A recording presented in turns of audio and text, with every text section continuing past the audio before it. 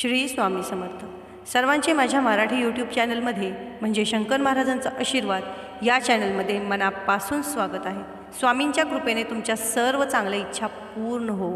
आज आपण प्रत्येक स्त्रीला दिलेली देवाची देणगी म्हणजे मासिक पाळी या काळामध्ये बरेच आपले जे आई वडील आहेत किंवा आपले आजी आजोबा आहेत ते म्हणतात की हे करू नको ते करू नको, पण त्याच्यामागं काहीतरी शास्त्रीय कारणं असतात. तर मासिक पाळीमध्ये स्त्रीला स्पर्श केल्यामध्ये काय होते हे आपण पाहणार आहोत. या काळामध्ये स्त्रियांनी कोणते कामे केली नाही पाहिजे, ज्याचे दुष्परिणाम त्यांना भोगावे लागतील, हे आज आपण पाहणार आहोत. तर व्हिडिओ स्किप न करता व्हिडिओ पूर्ण बघा. तुम्ही माझ्या चॅनलवर अजूनही नवीन असाल, माझ्या चॅनलला सबस्क्राईब केलेलं नसेल तर माझ्या चॅनलला तुम्ही सबस्क्राईब करा. चला तर मग जास्त वेळ न घालवता व्हिडिओला सुरुवात करूया. मासिक पाळीच्या काळात कोणती कामे करू नयेत. मैत्रिणींनो, एकदा माता लक्ष्मी आणि भगवान विष्णू क्षीरसागरात शेषनागाच्या पलंगावर विसावलेले होते. तेव्हा लक्ष्मी मातेने भगवान विष्णूंना विचारले, हे परमेश्वरा, आज माझ्या मनात एक शंका निर्माण झाली आहे. माझ्या या शंकेचे निराकरण फक्त आणि फक्त तुम्हीच करू शकता. भगवान विष्णू म्हणतात, अरे प्रिये, तुझ्या मनात जी काही शंका आहे ती न डगमगता मला विचार, मी तुझ्या सर्व शंकांचे निरसन करेल. हे देवा, कोणत्या शापामुळे स्त्रियांना मासिक पाळीच्या वेदना सहन कराव्या लागतात? आणि माझा दुसरा एक प्रश्न असा आहे की प्रभू, मासिक पाळीत असलेल्या स्त्रीने कोणती कृती म्हणजे कोणती कामे करू नये ज्यामुळे तिला अपराधी वाटेल? भगवान विष्णू म्हणतात, हे देवी, आज तू मानवजातीच्या कल्याणासाठी खूप छान प्रश्न विचारलेला आहे. तुमच्या या सर्व प्रश्नांची उत्तरे मी देवशर्मा या प्राचीन कथेतून देणार आहे. ही महान कथा ऐकल्याने सर्व पापांचा नाश होतो आणि कोणतीही पती पत्नी ही कथा लक्षपूर्वक ऐकू शकता, त्यांना सौभाग्य प्राप्त होते. म्हणूनच हे देवी, तुम्ही ही कथा लक्षपूर्वक ऐका. देवी लक्ष्मी भगवान विष्णूंच्या मागे हट्टच लावते की आता मला ही कथा ऐकायचीच आहे, कृपया करून तुम्ही मला ही कथा सांगा. हे देवी, प्राचीन काळची गोष्ट आहे. भगवान विष्णू म्हणतात, मध्य प्रदेशात एक अतिशय सुंदर नगर होते. त्या नगरात देवशर्मा नावाचे ब्राह्मण राहत होते. देवशर्मा यांना सर्व धर्मग्रंथ आणि वेदांचे ज्ञान होते आणि ते अत्यंत हुशार आणि प्रतिभावान आणि धार्मिक कार्य करण्यात सदैव तत्पर असत. सर्व जातीचे लोक त्यांना खूप मान देत असत. ते रोज यज्ञ, दान आणि सायंकाळची पूजा नित्यनेमाने करत असे. प्राणी, पुत्र, मित्र, नातेवाईक आणि संपत्ती यांचे आशीर्वाद यांना मिळाले होते. देवशर्मा यांच्या पत्नीचे नाव भगना असे होते. ती एक महान चारित्र्यवान स्त्री होती, सद्गुणी होती. मग एके दिवशी देवशर्मा यांनी त्यांच्या घरी सत्यनारायणची पूजा आयोजित केली होती आणि सर्व ब्राह्मणांना वैयक्तिकरित्या आमंत्रित केले होते. त्यांनी तेथे राहणाऱ्या सर्व लोकांना पूजा आणि भोजनासाठी बोलवले होते.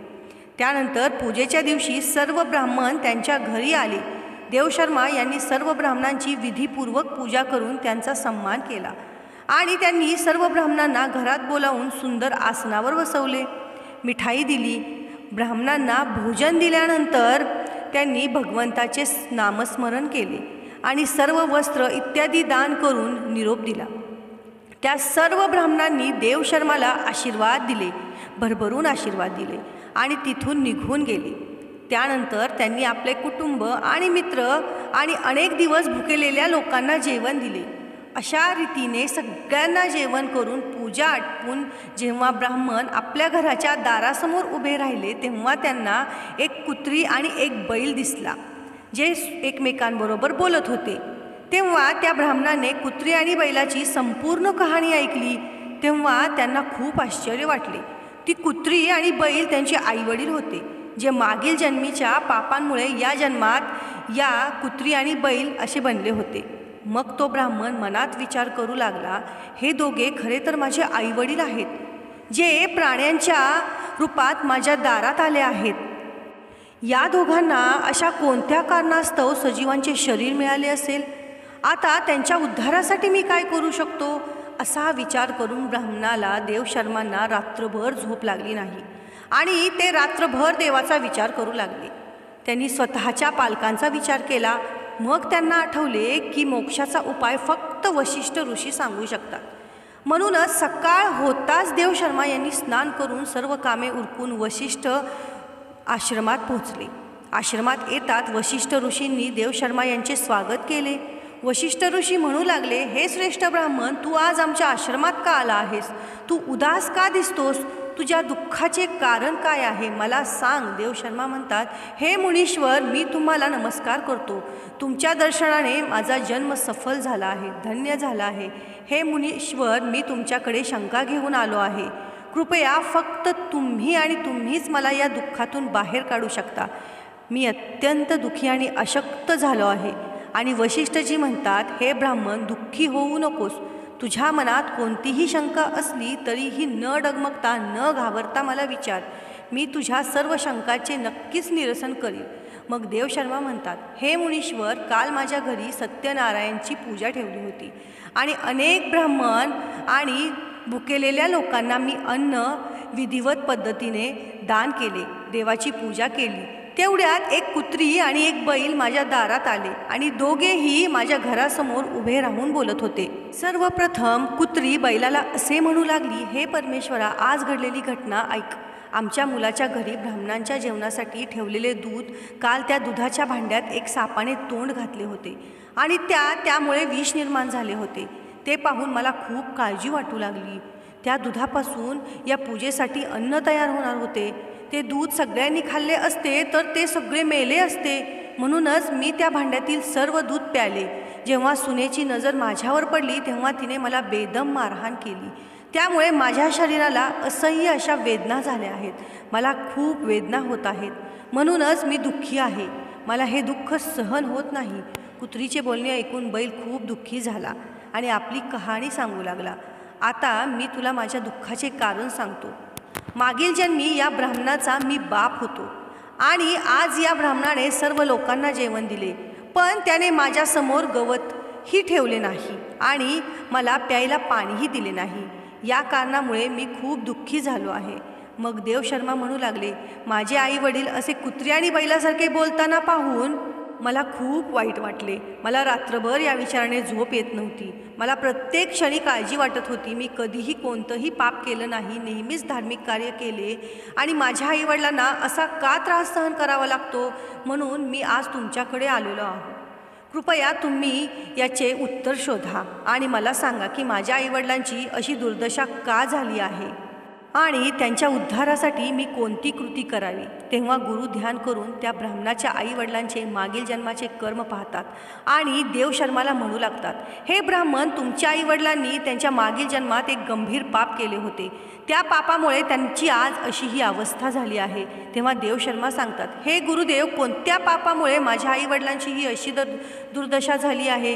कृपया सविस्तर मला सांगा, मला जाणून घ्यायचे आहे. मग ऋषी वशिष्ठ सांगतात, हे ब्राह्मणा, देवशर्मा, लक्षपूर्वक ऐक. हा बैल जो तुझा बाप आहे, मागील जन्मात तो कुंडीनगरचे थोर ब्राह्मण होते.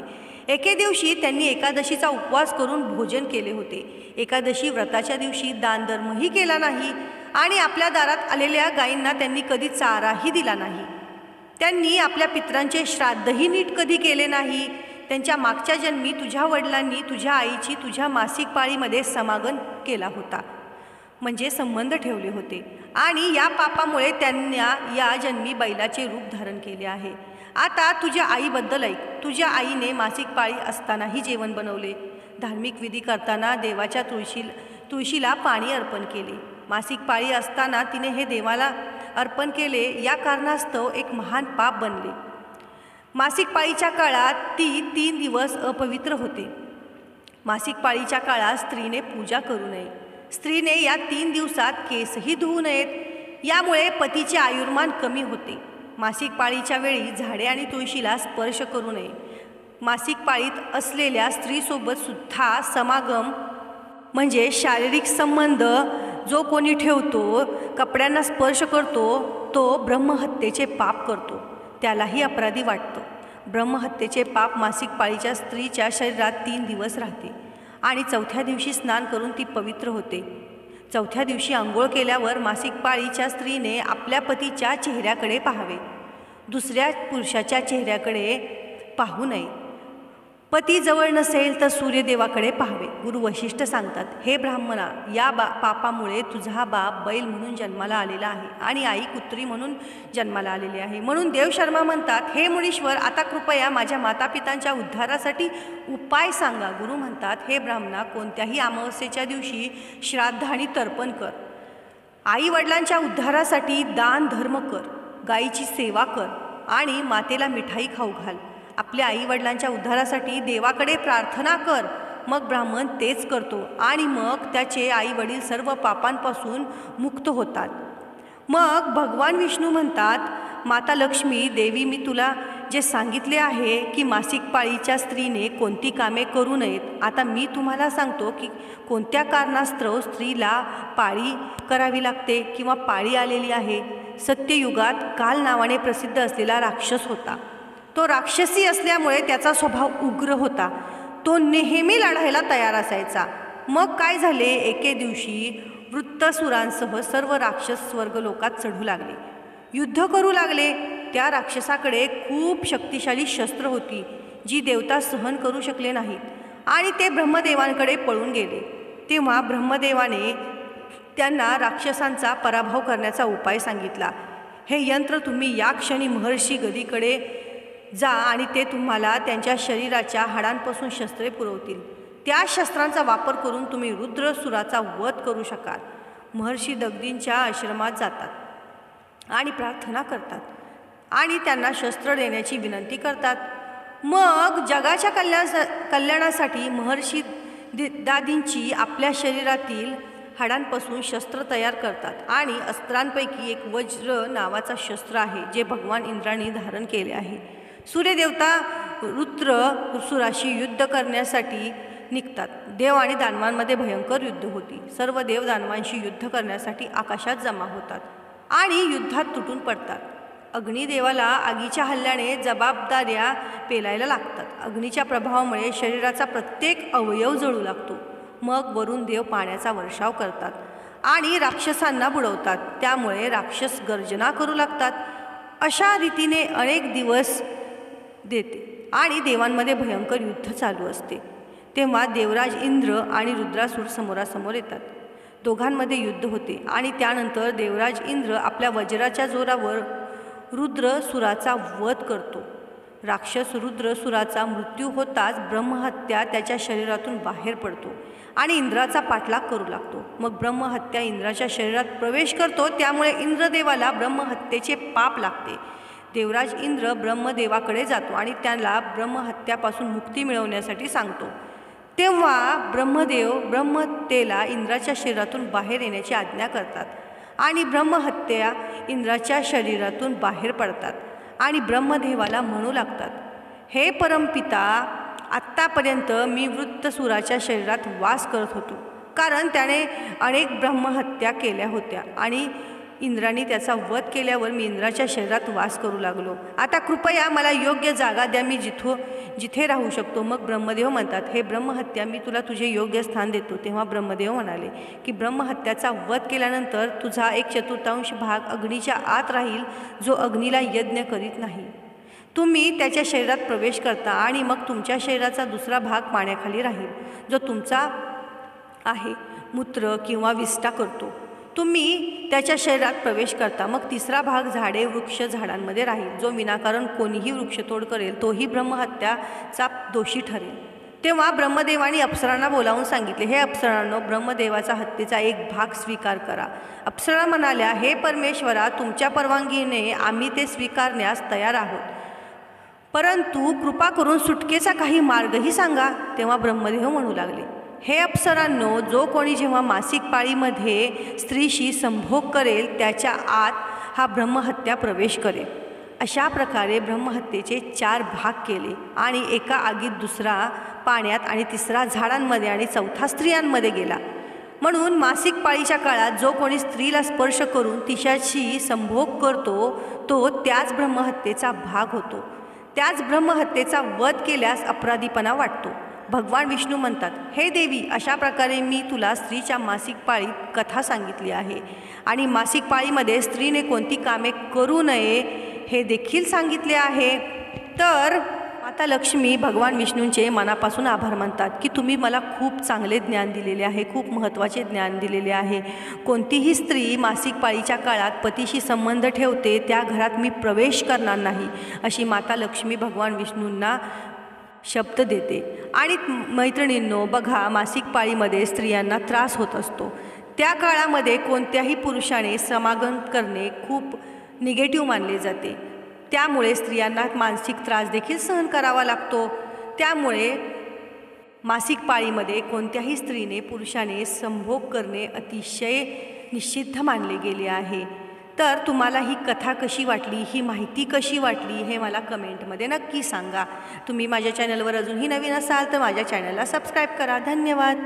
आपल्या व्हिडिओला लाईक, शेअर, सबस्क्राईब करायला विसरू नका आणि तुमच्या मैत्रिणींपर्यंत जास्तीत जास्त हा व्हिडिओ शेअर करा. श्री स्वामी.